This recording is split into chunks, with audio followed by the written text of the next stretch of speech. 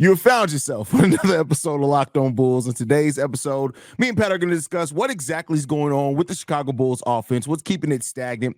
We're also going to talk about Danilo GAlinari spurning the Bulls for the second time in 2 years, and the 76ers were close to Andre Drummond trade. We're going to talk about all that and more on today's Locked On Bulls. You are Locked On Bulls, your daily podcast on the Chicago Bulls, part of the Locked On Podcast Network, your team every day.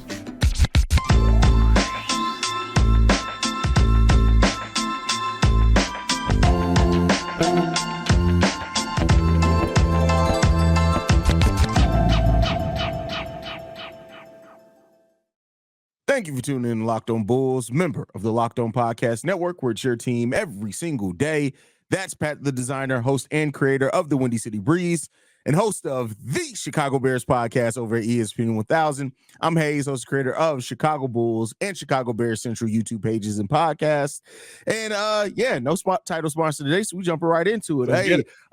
So Pat, one thing with the Chicago Bulls defense, even when it was struggling, right, during the beginning of the season, the 4-15, the defense was decent. Right now, since the beginning of December, the Chicago Bulls have a top 10 defense in the NBA. But one thing that stayed relatively low over the first 19 games of the season, when we went 4-15, the Chicago Bulls defense was ranked 26.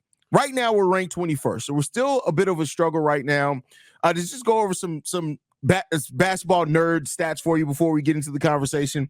The Bulls right now, even coming into the season, saying that they wanted to play with a faster pace and shoot more threes. We're currently 30th in pace.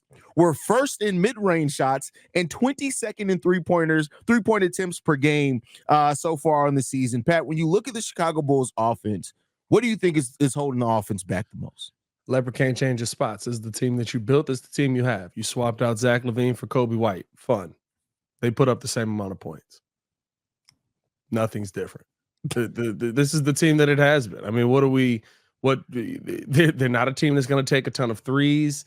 I guess they're taking more in theory, right? Like 22nd in attempts per game. Cool. But it's still in the 20s, right? You're not a team that has a mindset to shoot the three ball. Your star players on this team operate in the mid-range. This is who the team is. And you know, like, I think the bigger sin is on the front office and on us even telling them to not be them. You've got two players that have been getting told stop shooting mid-range shots their entire NBA career, and they haven't done it.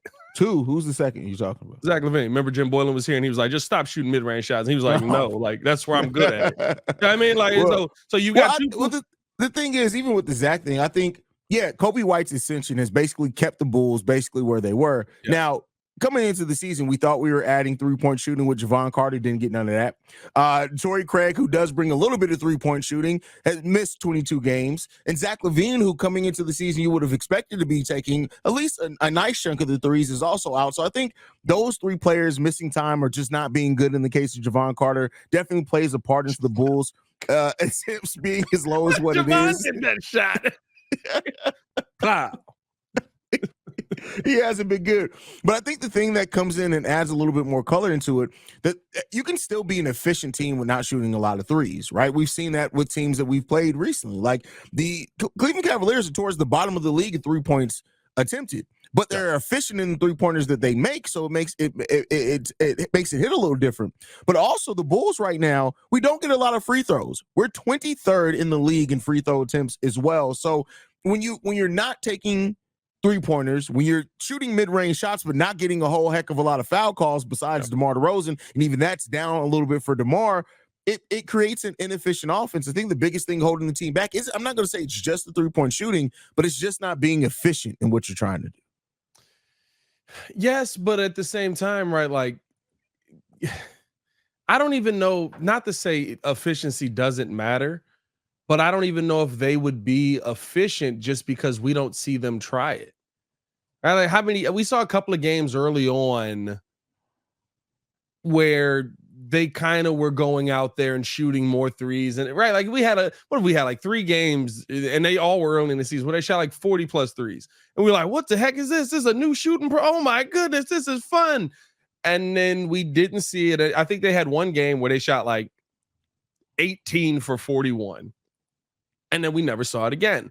They went back to what made them comfortable. You have players on this team that when the 3-point shot is not what you want to go with, you go with your comfort.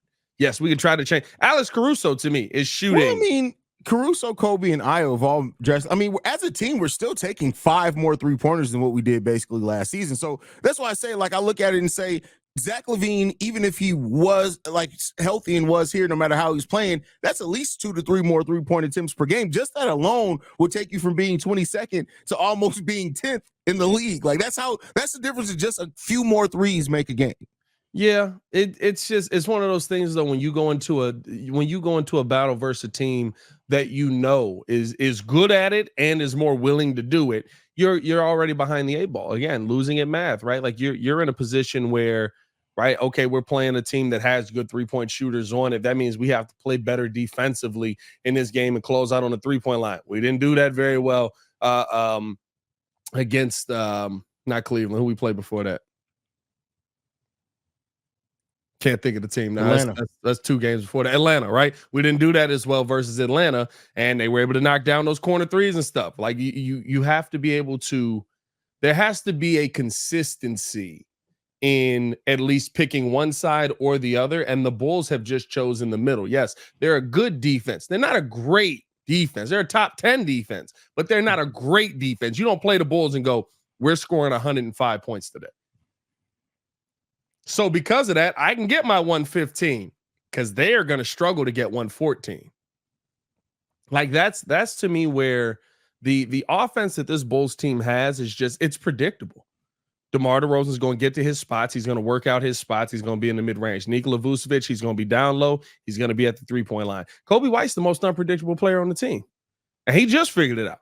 Zach LaVine was predictable, and I think he's very good at getting to all of his spots. But he's very predictable. You know, right? Like he's going to do that nice right to left, try to get to a spot, pump fake, fade away. Like when you have an offense that doesn't catch people off guard, good defense is going to beat that. Well, I mean, I get what you're saying. I mean, the Bulls' point differential is only like teams are only outscoring the Chicago Bulls by like 1.5 points. So that's why I say like a little extra 3-point shooting does drastically change what's going. Effective 3-point shooting does drastically change with this team's offense, defense, the balance of that. But I think even to that, right? Like you think about a team like the Phoenix Suns, right? Over the last, 15 or so games, they're not a great defensive team.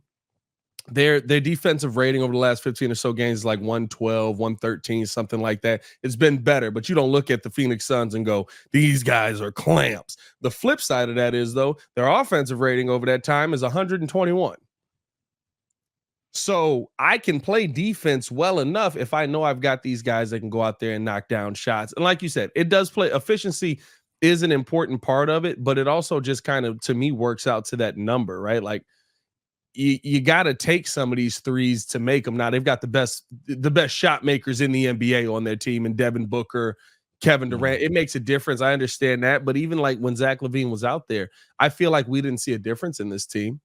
And maybe he was hobbled. Maybe it was a different. Zach I use Zach towards to what he's been for his career. This season, Zach, you couldn't bet on anything. But even to that, right? What he's been on in his career, the last 4 years of his career or 3 years of his career, when we've been going through this.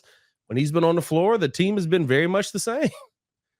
Like we haven't talked about a great uptick in production when Zach LaVine has hit the floor. Maybe we can score more, but not a defensive rating went the other direction. Well, I mean, granted, though, we've had a top 5 to top 10 defense even with Zach LaVine on the floor. So the defense isn't the problem. We know what this team can be defensively. It's the fact that when you're talking about the offense and what's ailing the offense, it is having that extra shooter out there, because even Zach LaVine in a down season, I think everybody would agree this is a down season for the Chicago Bulls. Zach LaVine was still making 2.5 3-pointers per game. Like I said, that 2.5 3-pointers per game literally changes your point differential from being you're negative 1.5 to at that point you're almost positive 1.5. But you also got to take into account, is he giving up 2.5 3-pointers per game on the other end? Listen, I mean, like But that's the difference, right? Yeah. With Ayo Dosunmu or Alex Caruso out there, you may be giving up less, but you're making That's a great less. point. But That's a Zach great point, LaVine out there, you're getting more, but you're giving up more. That's why I said, like, swapping out Kobe for Zach, swapping out, whoever you want to swap in, you don't have enough players that are different. You don't have enough players that if you swap them in, they make a difference. That putting in Zach LaVine for Alex Caruso, cool. We're going to score more points. We're not going to stop more people, though. Well, it depends on how you maintain the minutes, because it's not like you're swapping and you're not playing Alex. Right. I get you. To get his minutes. So it's about balancing out, and that's not something Billy Donovan has always done well either. So, but I think the problem is no matter what equation we swap in, swap out, the balance is always going to end up with a 1 to 2 point differential. Yeah, with this makeup of this roster. Yeah, I mean, with the makeup of this roster. So, if I were to say what's holding the Bulls offense back, the Bulls.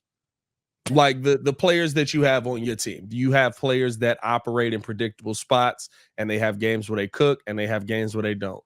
You have a young player that is probably the most unpredictable player on the team, and it seems like the rest of the team, outside of Ayo Dosunmu, hasn't really picked up on that. Ayo Dosunmu waking up is a big surprise, but to the level. But I mean, listen.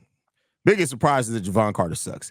With that said, we're going to talk about Danilo GAlinari choose the Milwaukee Bucks over the Chicago Bulls amongst other teams. Can't get away. We got to talk to you guys about one of our sponsors, and that is eBay Motors. Our partners at eBay Motors have teamed up with Locked On Fantasy Basketball host Josh Lloyd to bring you some of the best fantasy picks of the week all season long. Whether you're prepping for a daily draft or scouting the waiver wire, every week we're going to provide you players that are guaranteed to fit your roster. So let's see what Josh has picked out for us in this week's eBay Guaranteed Fit Fantasy Picks of the Week. So looking at this list, he does have, surprisingly enough, Ausar Thompson on this list. Now, with considering that the Pistons did drastically change their roster, Ausar Thompson's going to be averaging more minutes. Pat, I'm going to throw this one to you. How do you feel about Ausar Thompson as being a surprise pickup for teams on fantasy on the 8-46 Detroit Pistons? If you picking a Piston up in fantasy, your season's over. Give it up. It's done. Yeah, it's tough. It's tough for you. It's tough for you. I apologize. Over the month of February, Ausar Thompson, though, is averaging, because keep in mind, with fantasy, it's about basically somebody who can fill a lot of stats. Ausar Thompson is averaging 11.6 points per game on 55% shooting, 25% from three-point range. He doesn't take a lot of them, so thank God there. 6 rebounds, 2 assists, 1 block, 1.5 steals per game. I know the Pistons suck, but that's not a bad fantasy player. Take your chances. Take your chances. There you go. There you go. Josh Lloyd from Locked On Fantasy Basketball is going to help you win your fantasy championship. And eBay Motors knows a championship team is all about each player being the perfect fit. Same with your vehicle. With over 122 million parts for your number one ride or die, you can make sure your ride stays running smoothly. Brake kits, LED headlights, roof rack bumpers, whatever your baby needs, eBay Motors has it. And with the eBay Guaranteed Fit, it's guaranteed to fit your ride for the first time, every time, or your money back. Plus, at these prices, you're burning rubber, not cash. Keep your ride or die alive at ebaymotors.com. eBay Guaranteed Fit, available only for U.S. customers. Eligible items and exclusions do apply. All right, Pat. So with that said, it came out today. By the way, happy birthday to Kobe White. We're almost letting the day go by without saying happy birthday to Kobe White, who turned 24 today. Shout out to him having a breakout season in that time. But with that said, the 76ers has come out and said that the Sixers felt that a deal was all but done for Andre Drummond. They were going to be sending the 3 second-round picks to the Chicago Bulls for Andre Drummond, and the Bulls are actually the ones that pulled out of that deal in the final couple of hours of the trade deadline. Pat, do you think that that was the right move?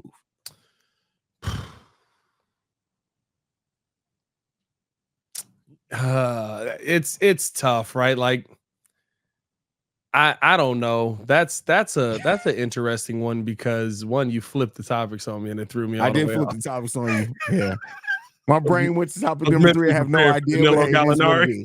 It is what it is. We're supposed to be doing talking about. We're here now. Here we go. No, Are we? What's the value on second round picks? Drummond has a value on this team if you're going to stay competitive. True. And I mean, Do you take that as saying that maybe the Bulls had an internal discussion or battle on if staying competitive was actually the right play? Because if you're in the final hours of a deal getting closed and you pull out at the last minute, I mean, let's be real. Like, don't we all pull out at the last minute? I mean, I'm just saying, listen, I wasn't good at that. I got 4 children. I was never good at that. Okay, so. You were just getting the deal done, dog. You were 3 second-round picks. Wow, here we go. I don't know. I'm not upset by the fact that the Bulls didn't trade Drum away. I did think that he would have been gone, but I'm not. I don't think that it changes either team one way or the other. It might make Philadelphia a little bit better. I do think that. But do we think that it's like the move that puts Philly over the top? Maybe if you feel like when Joel Embiid comes back, I don't care what that means for Philly. Why are we talking about what it means for Philly? I don't care. I'm just saying, like, I don't think it changes anything for the Bulls. Yeah. It's 3 second-round picks. They're going to be late second-round picks. Yeah.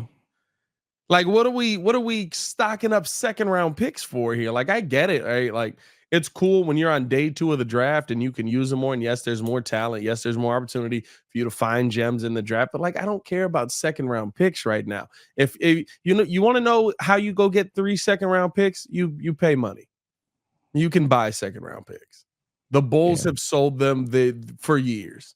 The Bulls are the number 1 supplier of second-round picks in the NBA. I mean, like, I got 2 picks for you. All I need is a Nick for 500, 500. Second round pick. Your way, baby. There you go. Like that's all it ends up being to me. I'm not one way or the other moved by the Andre Drummond trade not getting done. Yeah, I mean, listen, I don't think that is. At the end of the day, I know there are going to be some people that say the Bulls missed out on an opportunity to add more assets. I get that. It's true. Functionally, that's true. And could Drummond walk in free agency? Yes. Could the Bulls not be able to afford him even if he wants to stay? Yeah, depending on if they re-sign Pat and DeMar DeRozan and don't do anything with Zach or Lonzo Ball's contract. That's absolutely reality in this. But I don't know if I'm looking back at it like we look back at that rumored trade that the Knicks offered for Zach LaVine and say, hey, you missed out on that one. I don't know if a year from now we're like, hey man, we should have took those seconds. We should have took those 3 seconds. Yeah, I'm not worried about it because listen, if we lose Drum at the end of the year for nothing, okay. I've told guys that I feel like his replacement is here. And the second round picks that you're gonna draft, you hope that they look like Adama Sanago looks in the G League right now. So you got that guy.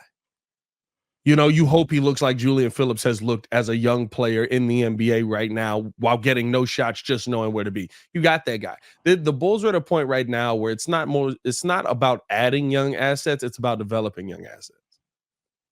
That's whole team is young assets. Ayo still a young asset. Kobe still a young asset. Pat Will still a young asset.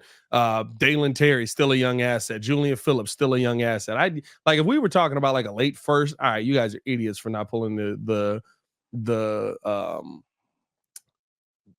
taking that trade because pulling the trigger on that one is what I was trying to say, because late first round picks have proven to be solid NBA players. Not to say second round picks haven't, but you can go buy those from anybody that just needs to get some money off the books.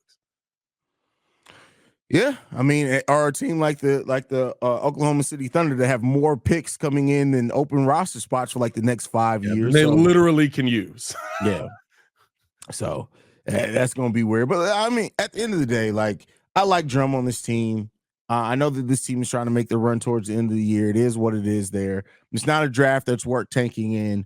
I'm not going to be mad at Andre Drummond still being on the team, especially with Nikola Vucevic playing like complete and utter cheeks. The all-cheek team is Nikola Vucevic and Javon Carter leading that. It's so weird too, right? Because I don't know. Maybe I'm the weird one. I always hear, right? You are the weird one. Well, it happens. I'm getting money though. But I mean, like, it's always weird to me because people will always say the worst place for you to be in the NBA is in the middle, right? Bulls are 9th right now. They're in the middle. Their team is literally a middling team when it comes to defensive, offensive rating, things like that. Their record is pretty much a middle of the pack record. If you look, like they're as mid can get. But I would still rather be here than where the Pistons are. Like, well, that's clear. Like, right? Well, I mean, like, because we've been on the flip side of this, and that's kind of what trading away, not to say trading away Drummond, but how a lot of people want to build this, right? You get rid of pieces for assets. The assets got to be good. Yeah. The assets have to hit. Cade Basically, what Cunningham's Pat a is good saying player. is that he's looking at Daryl Morey and he's looking at Philly and he's saying, we don't want your sloppy seconds for Andre Drummond. Right. And hey, listen, if I'm looking at Daryl Morey, I'd be like, hey, you got James Harden for Andre Drummond last time I checked. We're going to need something back here a little bit more. Now, there was a lot of other players in that deal, but Andre Drummond was the focal point of that deal, right? And who else went in that deal? Was he? Probably, honestly, player-wise. Ben Simmons. Yeah, I was about to say, come on. Yeah, but they wanted to get rid of Ben. They hated Ben. I mean, Ben hated himself at that point in time, so that's a little bit different. Ben is spinal. He's got a back. He needs a backiotomy. Spinal. He needs a backiotomy. Do your ad read, brother. Hey man, I'm just saying. I appreciate you guys for tuning in and showing love. Gotta let you guys know before we get up out of here about Robinhood. We got the final topic coming up, which was the second topic, but hey, threw me all the way off. He just switched it up on me, man. Did you know that even if you have a 401k for retirement, you can still have an IRA? Robinhood has the only IRA that gives you a 3% boost on every dollar you contribute when you subscribe to Robinhood Gold. But get this, now through April 30th, Robinhood is even boosting every single dollar you transfer from other retirement accounts with a 3% match. That's right. That's right. No cap on the 3% match. Robinhood Gold gets you the most for your retirement thanks to their IRA with a 3% match. This offer is good through April 30th. Get started on Robinhood.com/boost. Subscription fees do apply. And now for some legal info. Claim as of Q1 2024, validated by Radius Global Market Research. Investing involves risk, including loss. Limitations apply to IRA and 401k. 3% match requires Robinhood Gold for 1 year from the date of your first 3% match. Must keep Robinhood IRA for 5 years. The 3% match on transfers is subject to specific terms and conditions. Robinhood IRA available to U.S. customers in good standing. Robinhood Financial LLC member SPIC is registered broker dealer. All right, Pat, let's get into the last topic today, which was supposed to be the second topic. But listen, I called it audible. It is what it is. Big audible, man. It threw me off a little bit. I was like, it threw myself off, bro. He didn't ask me about Danilo right there. He was asking about the 76ers. And then it took me a minute to be like, do I just go back to the topic or do I answer his question? Now, what do I do here? It is what it is. That's how good me and Pat are. We can call audibles off the fly. It is what it is. Danilo GAlinari chooses to sign with the Milwaukee Bucks. Bulls did reportedly plan to meet or did speak to his representation at least. He decides to go after the team, citing that basically he has a chance to compete for a title. That's really what it came down to. Both times that Danilo GAlinari has turned down the Chicago Bulls in last free agency before he eventually signed Goran Dragic. And now at the trade deadline, he signed with the Boston Celtics, who were a championship contender, and now the Milwaukee Bucks. So, I mean, listen, the Bulls are getting second place even in the buyout market. Gallo was a player to me that I guess if we're breaking it down right, he would have been a nice addition. Mm-hmm. I don't know if Billy to played him. Right, like I feel like he would have been something interesting to add, but I don't know how much tick he would have gotten here. I feel the same way about Joe Harris. I've said this the entire time. I don't believe the Bulls are in the buyout market this year. I think the Bulls are going to the play-in tournament with the players we have. I think that we're rolling with Kobe White. We want to see what Kobe White can do, what Ayo can become. We've got Alex Caruso here. DeMar DeRozan is DeMar DeRozan. I think by the end of this season, we're heading towards we didn't get a contract done. And I think the Bulls were in a position now where they want to finish out this season competitive because they know they're just going to let people walk at the end of the year. I'm starting to feel like we're just about to lose a lot of pieces for nothing. Yep. The something is you're clearing the money off the books. Yeah. That's what the Bulls are getting. They're getting the money off the books. What are they going to do with that money though, Pat? I mean, you got to sign somebody. There's a legal floor in the NBA. You got The thing that I'm worried about is that literally the Bulls are probably at the floor just by re-signing Patrick Williams. Yeah, probably. No, I mean, we know they're going to do more than that. They're probably trying. I'm gonna be real with you. I think they're finally gonna just let the young Bulls run. They're gonna let Ayo DeSumo go. They got to keep Zach LaVine at this point. It is what it is, right? Like he's probably gonna be here next year as well. You're gonna have Kobe White, who's developed into a nice piece, and you're gonna just let the young Bulls run with Nikola Vucevic, Alex Caruso, and Zach LaVine. That would be. I hear what you're saying with that. I just don't know if I trust Acme to do that. Like, that makes sense. It seems like this is the way that it's plotted, but then we get to the offseason, and all you know, the next thing you know, the Chicago Bulls are doing signing trades, giving up first-round picks, and we're sitting here like, what is this? I don't see it. And I think here's the thing too, right? Like, there were a lot of players that were up for trade. If you did do something like that, I guess. There were a lot of players that were up for trade that I thought was interesting because they didn't end up getting moved. So what does that mean for the future? Brandon Ingram was a player that was up for trade. And they were literally just like, we're not going to move on because we're competitive right now. We're moving up in the Western Conference, but next year, who knows? Maybe that's somebody who's going to be on the trade block. Maybe that's somebody you want to save your assets for. The Bulls are in the middle right now, and they're not moving anytime soon. And at least the young Bulls running will be different. We hope. They are who we thought they were. I'm telling you, when we're playing next season and DeMar DeRozan leading the fast break of him and Kyle Lowry, and it's like, man, what are we doing on his new 2-year $45 million deal? Listen, it's time to go, bro. Now you're causing trauma. It's time to go. It's over. Follow us on everything at Locked On Bulls. You can follow me on everything at Pat the Designer. Argue with your mama. You can follow me at CEO Haize. I want to thank you guys for tuning in to another episode of Locked On Bulls. We are free and available on every podcasting app and platform of your choice, as well as YouTube. For Pat the Designer, I'm Haize. This has been Locked On Bulls. Peace, y'all. Peace.